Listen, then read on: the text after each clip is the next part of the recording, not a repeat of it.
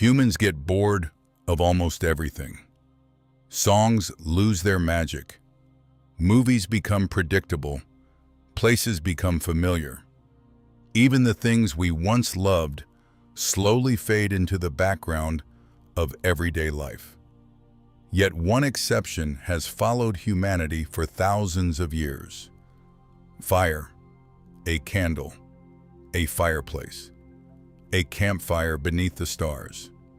Across continents, civilizations, and generations, one behavior remained remarkably consistent. We watch, and somehow we never seem to get bored. Think about that. Humans ignore rocks, ignore trees, ignore walls, but place a flame in a dark room and something changes. Eyes drift toward it. Conversations slow down. Attention narrows. People watch. Why?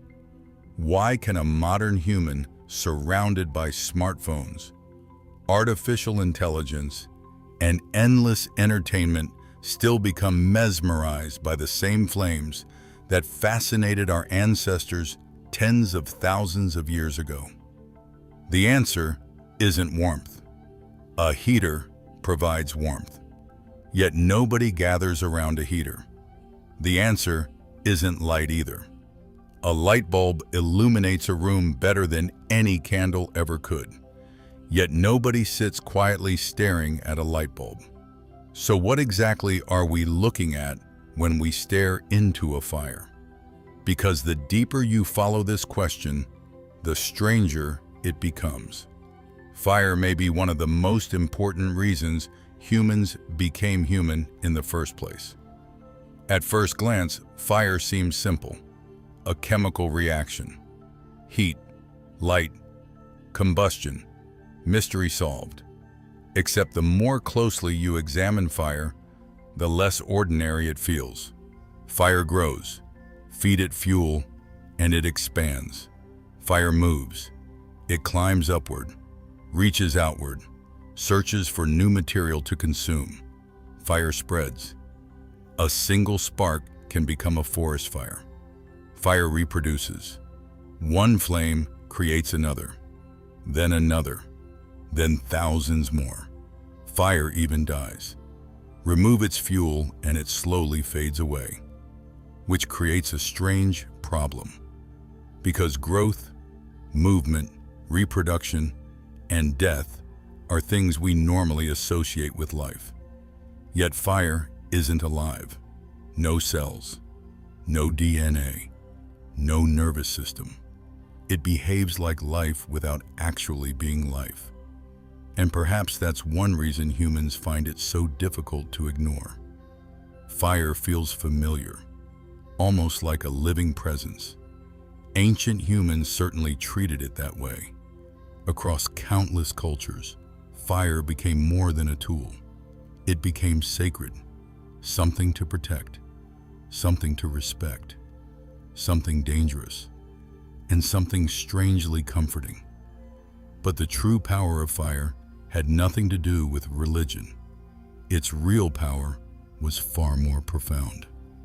Because long before cities, governments, or written language, fire began changing the species itself, not the world around humans. For millions of years, humans were not special. They were not the fastest animals. They were not the strongest. They had no claws, no fangs, no armor. In many ways, early humans were surprisingly vulnerable, yet somehow they would eventually dominate the entire planet. And one of the biggest reasons was fire. Because fire gave humans something almost no other creature had ever possessed. Control over energy itself. Every living thing depends on energy. Wolves need it. Lions need it. Eagles need it. Every animal on Earth spends its life searching for ways to acquire it. But humans discovered something different. Instead of simply consuming energy, they learned how to transform it. Fire could turn raw food into cooked food, and that simple change altered everything. Cooking made food easier to digest. More energy became available to the body, and over immense stretches of time, that extra energy may have helped. That extra energy may have helped support one of the most expensive biological structures ever created: the human brain. Thinking is expensive, memory is expensive, consciousness is expensive. The human mind runs on energy, and fire helped provide more of it, which creates a strange possibility. The reason you're able to ask questions about the universe, imagine the future, remember the past, create art, build civilizations, and wonder why humans stare at fire, may be connected to fire itself. In a way, humanity wasn't simply using fire. Humanity was being shaped by it, generation after generation, century after century. Fire was quietly transforming a vulnerable primate into something entirely new. But the greatest gift fire gave humans wasn't food. It wasn't warmth. It wasn't protection. It was time. Because once fire arrived, night would never be the same again. Modern humans rarely experience true darkness. When the sun sets, streetlights turn on, buildings glow, screens illuminate entire rooms. But for most of human history, darkness was a completely different world. Imagine standing alone in a prehistoric forest after sunset. No flashlight, no city lights, no way to see beyond a few feet in front of you.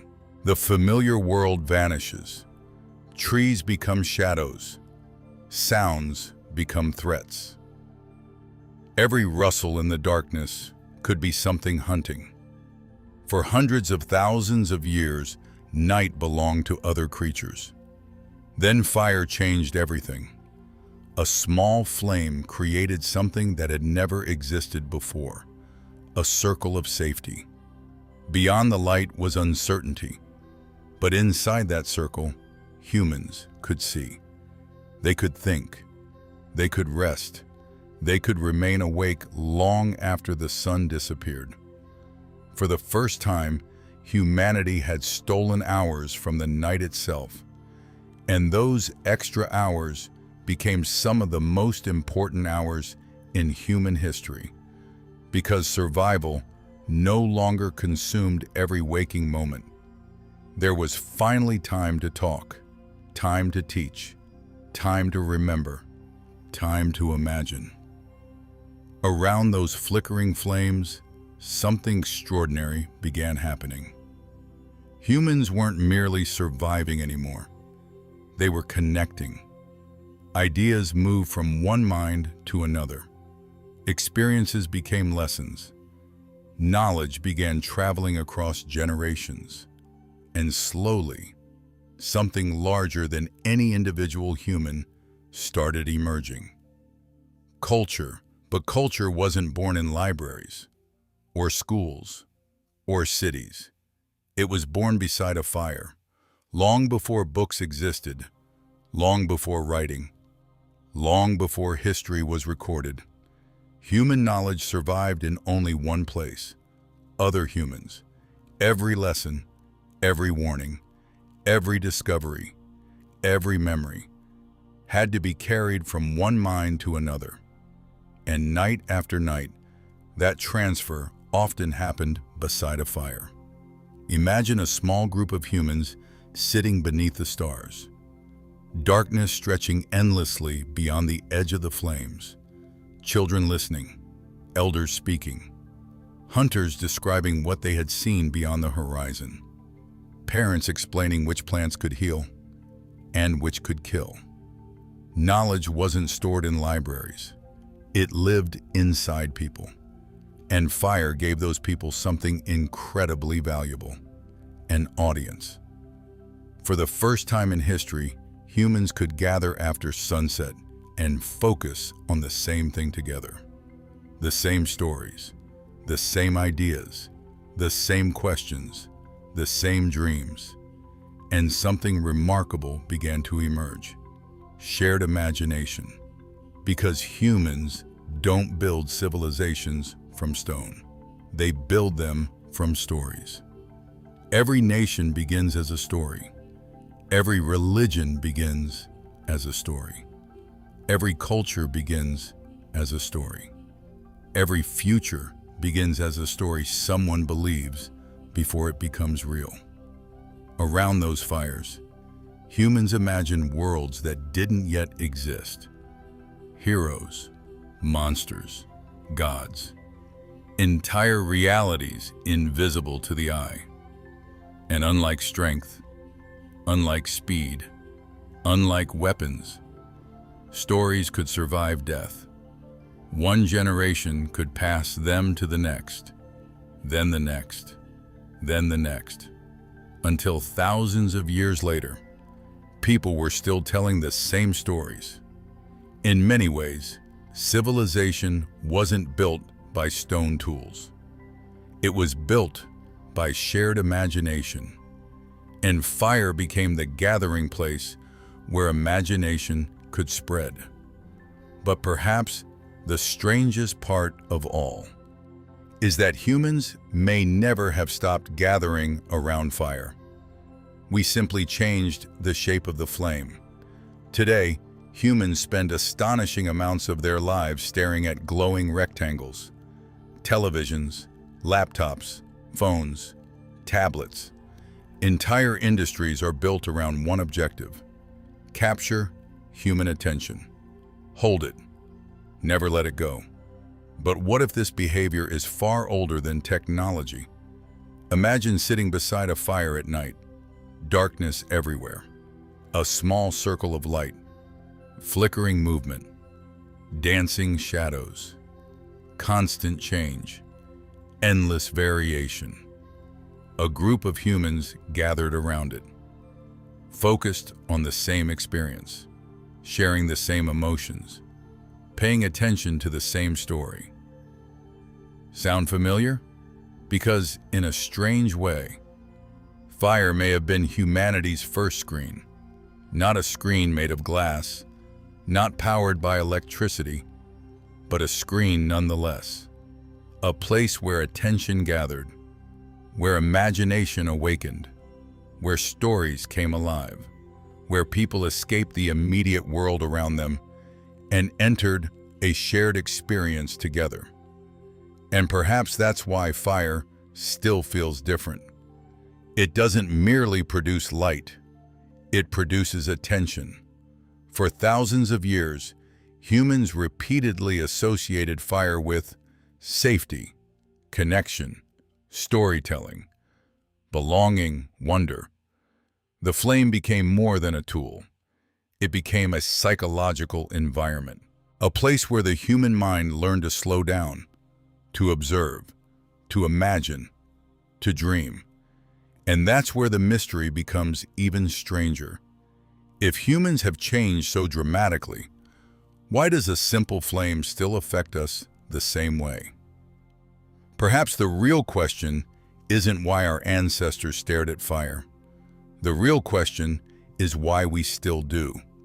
After all, the modern world has changed beyond recognition.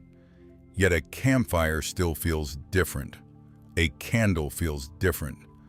A fireplace feels different. Why? The answer may lie inside the human brain itself. Your brain loves patterns, but not perfect patterns. Perfect patterns become boring.